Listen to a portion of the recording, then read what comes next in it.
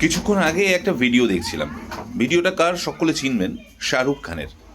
তার কয়েকটা কথা শুনে অবাক লাগলো, আপনাদের সঙ্গে ভাগ করে নিচ্ছি। সেটা হচ্ছে তিনি একটা জায়গায় বলছেন যে মে কিসিকে বারে মে নাই সোচতা।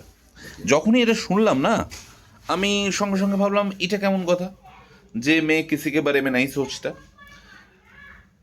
তারপরেই উনি আবার বলছেন যে किसी का अच्छा हो ये भी नहीं चाहता, किसी का बुरा हो ये भी नहीं चाहता, मैं अपने बारे में सोचता हूँ যে मैं कैसे अच्छा रह सकूं।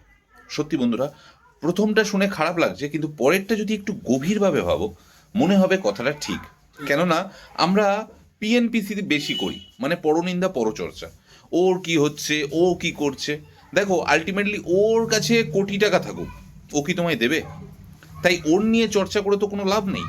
বরং যদি নিজের নিয়ে ভাবা যায়, মানে আমি কি করে ভালো থাকবো বা আমার কি করে এগিয়ে যাব, আগামী দিনে আরও ভালো কি করে জায়গায় পৌঁছতে পারবো, তাহলে কিন্তু যেটা হবে সেটা কিন্তু নিজেরই ভালো হবে। কেন অন্যের কথা ভেবে কি, গণেশ দা তাই তো? একদম ঠিক তো?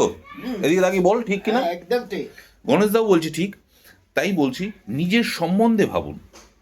কারণ মানিব্যাগে এক গোছা টাকা দেখে কোনো লাভ নেই। কোনো লাভ নেই। সে গুনবে আবার নিজের পকেটেই রেখে দেবে, আপনাকে 1 টাকাও দেবে না। টাটা।